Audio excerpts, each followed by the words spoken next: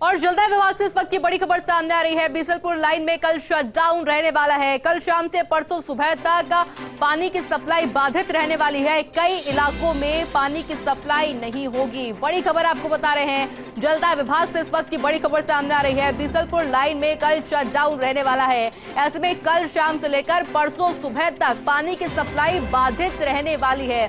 यानी कि देखिए, जो इलाके इसमें शामिल होंगे वहां पर पानी की सप्लाई नहीं होगी और ऐसे में लोगों को परेशानी का सामना करना पड़ सकता है।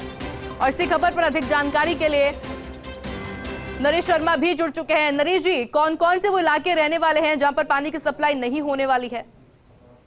देखिए, बीसलपुर परियोजना अंतर्गत जो है वो कुछ लीकेज का मरम्मत कार्य होना है और खासकर जो चैनल 32 किलोमीटर पे जो 400 mm जो लाइन है उस पर लीकेज का काम होना है। तो इस कारण से शटडाउन किया जाएगा और ये शटडाउन कल शाम से लेकर परसों सुबह तक रहेगा।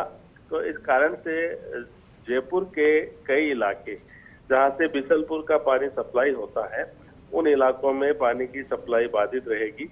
हालांकि कोशिश ये रहेगी जलदाय विभाग की कि कल सुबह कुछ सप्लाई ज्यादा बढ़ा के लोगों को राहत दी जाए। लेकिन देखिए, जब शटडाउन होता है तो उसके बाद ये मान के चलते हैं कि शटडाउन अगर खत्म भी कर दिया जाता है तो उसके बाद भी काफी समय लगता है पानी पहुंचने में।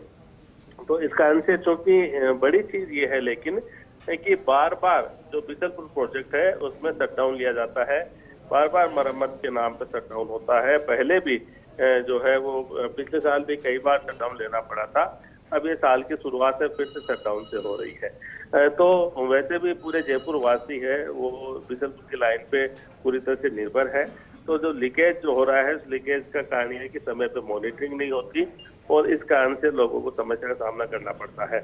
और जयपुर के अधिकांश जो इलाके हैं, चाहे वो सिविल लाइन्स हो, चाहे वो प्रताप नगर हो, चाहे जगतपुरा हो, चाहे चार दीवारी इलाके की बात कर ले, वहाँ पे इस शटडाउन के कारण से पानी की सप्लाई नहीं हो पाएगी।